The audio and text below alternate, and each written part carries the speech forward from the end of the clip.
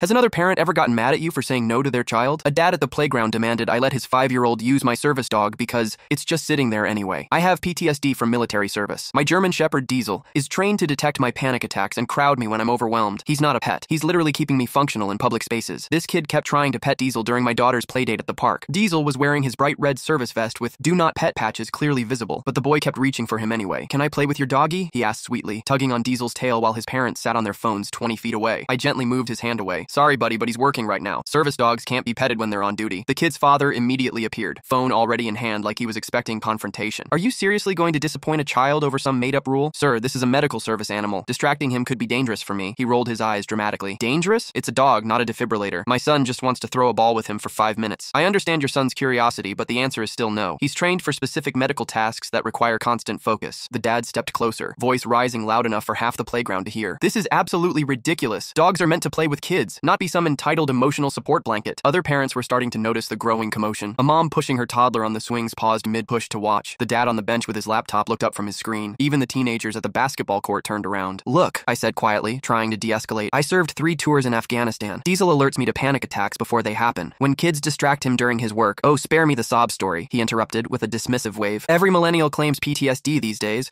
Your dog looks perfectly fine to me. My kid just wants to pet him." I felt my chest tightening, the familiar warning signs that Diesel was trained to detect. Right on cue, he moved closer to my legs, providing deep pressure therapy. That's when my daughter Norah, who's 8, walked over from the monkey bars where she'd been playing with her friend Avery. She was still wearing her soccer cleats from practice earlier. "Daddy, why is that man yelling at you?" she asked, looking between us with concern. "He wants Diesel to play with his son instead of helping Daddy stay calm." Norah looked at the man with the most serious expression I'd ever seen on her 8-year-old face. She crossed her arms exactly like her mother does when she's angry, a gesture that would have been adorable if the situation wasn't so tense. "Sir, my daddy saved people in Afghanistan. Diesel saves my daddy from nightmares. Your son has a whole playground full of swings and slides to play with." The dad's face turned bright red with embarrassment and anger. "Don't lecture me, kid. This is between adults. My daddy says only bullies pick on people who need help," Norah continued, her voice getting louder and more confident, "and only really mean people try to take away someone's helper." An elderly woman walking her poodle stopped at the fence and called out, "Young man, you should be absolutely ashamed of yourself." A jogger paused his run to add, "That little girl has more sense than you do." The man's own son looked confused and increasingly embarrassed. "Daddy, why is everyone agreeing with her? Are we the bad guys?" Realizing he'd become the playground villain in front of dozens of witnesses,